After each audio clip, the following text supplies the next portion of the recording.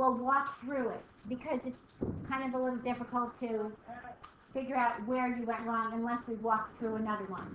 So what the other class had me do is when they got to one that they all pretty much had a problem with, we just did it ourselves. Like I took this off, we did it ourselves. So it's probably a little bit easier if everybody walks through the same step. So tell me if you had any questions about the first one. Yes. When you get your answers, aren't they supposed to work in one of the equations? Yes. They have to work in all of the equations. I just plugged them in and Which, did you get these answers? Okay, so let's go to the first one. 2x minus y plus 5z equals 16. So x is 2. Be careful on this. This is a negative 2. Subtracting. Plus 5 times 2. So this gives us 4. A negative of a negative is a positive. Plus 10. See it? With the negative sign. I don't know why, but I put negative 4. Right, you gotta watch. Oh, okay. You gotta watch the negatives as well. I would like you to get used to setting it up with a triple, guys, rather than we don't have a coordinate pair, we have a triple. But if not, at least give it to me x equals y equals z equals. Okay? Questions? I won't move it. So this is your back substitution. Anybody not here? Chris, you weren't here yesterday. Nope. What we did on this one is we added a third variable. We have to add a third equation. This was a nice way to start because the others we use back substitution. So we start with your variable that you know, that you're given, and you substitute it into the next one that only has one other variable. It's called back substitution. Then I can solve for the y. Then I can go in here, I now have y and z, and I can solve for the x. That part is, and that concept we use when it does get messier. So, back substitution. Good? All right. Here's another back substitution. Start with your z is 2. Come in here and solve for y. Now you've got those two. Solve for x. Okay? Okay, now comes the fun. All right. Now, in this one, it was very similar to the example we did in class. This guy did not have a y. There was no y here. Technically, 0 y. So if you could combine these, and they eliminated y very easily, if you can combine these two, which I did here, and we get this guy, if we now can combine it with this one, because it doesn't have a y, we can choose to eliminate x or z. Now, I chose to eliminate z. You could absolutely choose to eliminate x. Once I eliminate my z and solve for x, my back substitution means I go to one of these. And if I can plug my x in, I can find my z. I can't go here yet because it has 3. So I back substitute into this. I substituted into this guy, the second one, and I found z. Now I have an x and a z.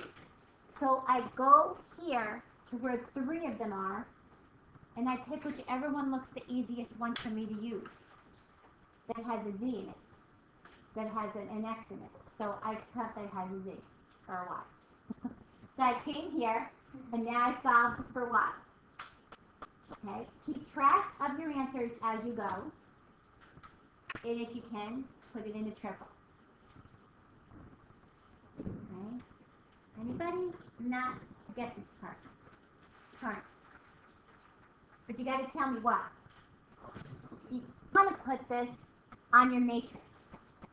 Now, here's how we're going to do your matrix. We're going to take out the coefficients and the constants of this matrix.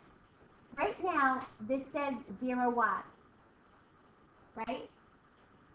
So we're going to take out the coefficients. If there's nothing in front of it, there's a 1. So we're going to go 1, 1, 1, 6. 2, negative 1, good. 1, 3. 3, 0, negative 1, 0.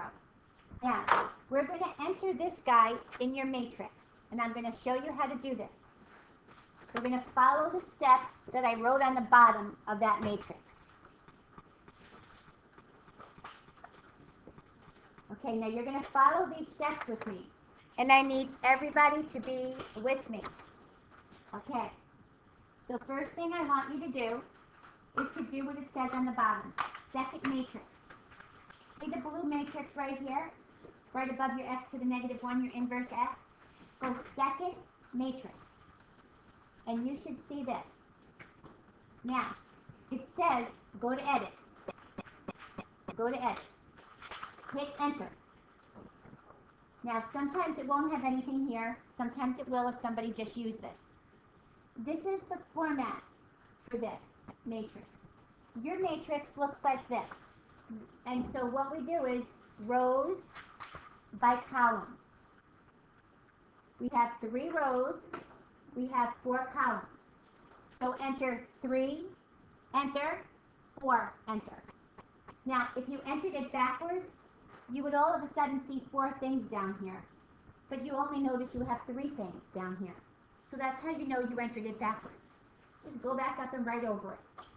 Now, you may have a matrix in there because somebody used your calculator, or you may not have a matrix in there and they filled it with zeros. So we're going to enter these across, next row, but after each time, hit enter.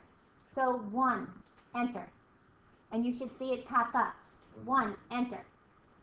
1, enter, 6, enter. And you notice it goes to the next row. Whether there were zeros or numbers, just keep entering your data.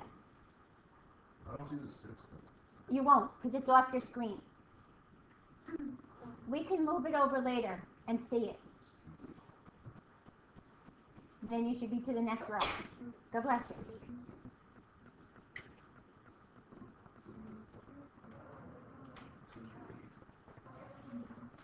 Okay, now, is everybody's matrix in? Good. Do second quit. This is the most important one. Second quit. Second mode. Now, we're going to go back into your matrix. Yes, this one. Now, go second matrix again. Scroll to math. Now, scroll up or down till you see RREF. That stands for Reduced Row Echelon Format. What is what? Echelon is in an order. Like usually they use echelons for troops. They order, they put them in a certain format. What does it stand for? Reduced Row Echelon Format. Now, hit enter. We have to tell it where your matrix is. First time around we have to do all this. Second time around we don't have to do this. So, go to second matrix and look, you're sitting there at A. If you use B or C, just scroll down to it. But you should have probably just used A. Just hit enter. So I want them to do the work on this. Hit enter. Now, what you should see, look up here a second, are ones on a diagonal. This is X, Y, and Z. These are called like binary math. We either set the bit on or we set it off. So if the 1 is on, guys, listen to me. That's X equals 1. That's off, the Y is on, that's Y equals 2. Line them up on top with your letters. Off, off, on, that's Z equals 3. There's your answer to your matrix. That's 4. How did you get it? Why did you skip over all the zeros? No. How did you get the line? So let's take a look at this. I'm going to label this 1, 2, and 3. If you didn't do this, write it down, do it with me. So Ricky, what variable would you like to eliminate? Y. Okay, so I'm going to take the first 2 and eliminate Y. And if you didn't do this, do it with me. So we rewrite this equation. we combine them, and therefore we eliminate y. Agree? This was nice. Call this A. I got to eliminate y from two other equations. Torrance, which two would you like to use to eliminate y? 3 and 1. So Torrance wants 1 and 3. So we're going to come here and we're going to say 2x plus 4y plus z is negative 4. And 4x minus 2y. I like doing the ones with the opposite sign, so this was right up my alley. I noticed that y does not match up. So what do I need to do to get those coefficients to be the same and they are opposite sides? Multiply by 2. So I keep the first one. And guys, write them over. If you write them on top, you will never be able to go back over your work. Multiply every term by 2, because this is one of the things that you check, that you multiplied even the last term. So now my y's come out. So I get 10x plus 3z equals 8. Now this is where you were from the homework the night before. 2 equations, 2 variables. These ones faster I think 2 of them were. So this was our first step, to eliminate one variable from 2 sets of equations. Our second step is to pull our a and b together and eliminate a variable. Now, if you choose to eliminate x, you don't have to multiply by 4 and 10. Get the first multiple. The first multiple is what between 4 and 10 that they both fit into? 20. So you can do 5 and a negative 2. Or you can do 3 and a negative 7. Or a negative 7 and a 3. So Charlene, which one would you like to eliminate out of these two? Z or x?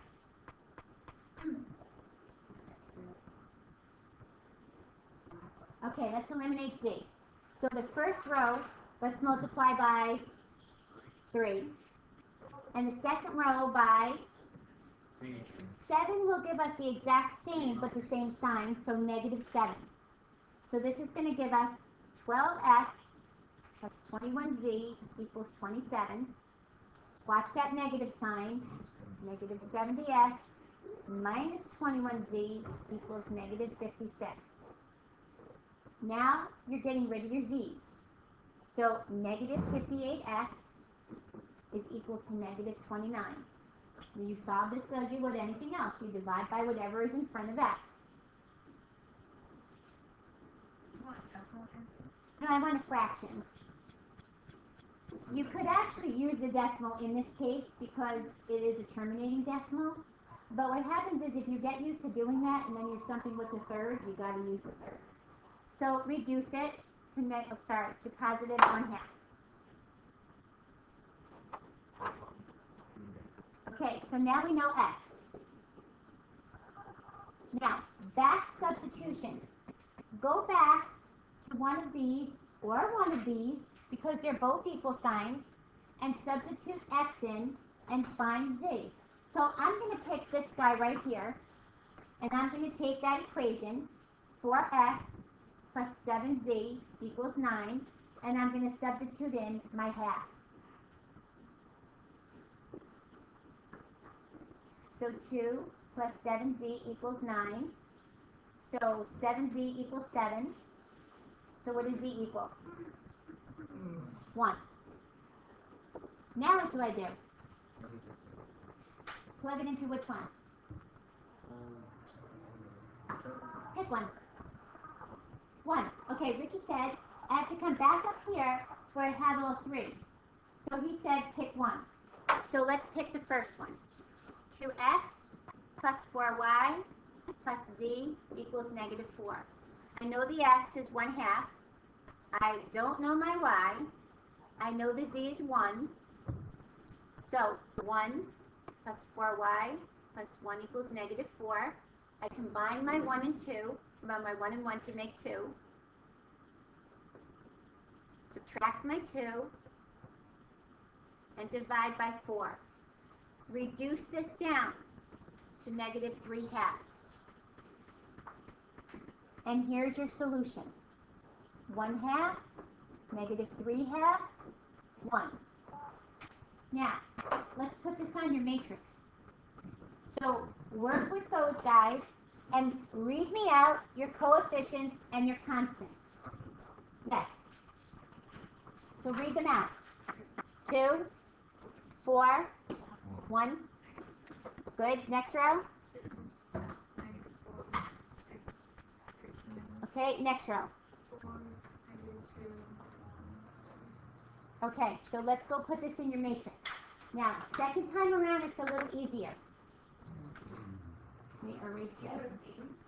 No, we're going to still do A. We're going to write right over it. Go to second matrix. Go to edit. Now, enter. You're going to use the same one. You already have a 3x4. Just hit enter, enter, and come down here and just write it right over it. So enter yours right over it.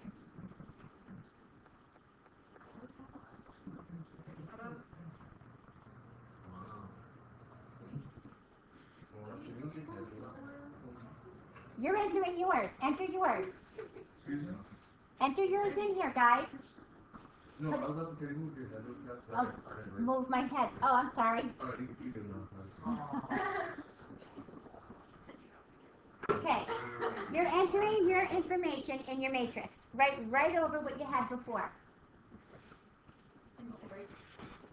Now, once you enter it, you have to hit second click. Oh, yeah. That's the one that I always forget. Second click. Now, normally we say go to matrix, go to math, go to RREF, but the last statement you did was RREF. I cleared that already. Second enter.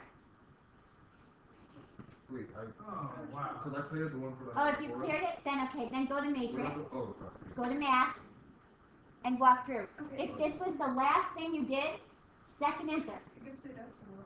Yeah, you could also convert this to a fraction. Go to math, fraction, and it'll give you a fraction. Well, how do you enter A into the... A, go to second matrix, and hit enter. You can't put the alpha letter A because you need the matrix symbol around it. You need your matrix symbol. Your matrix symbol are those brackets. Wait, second. You just messed up.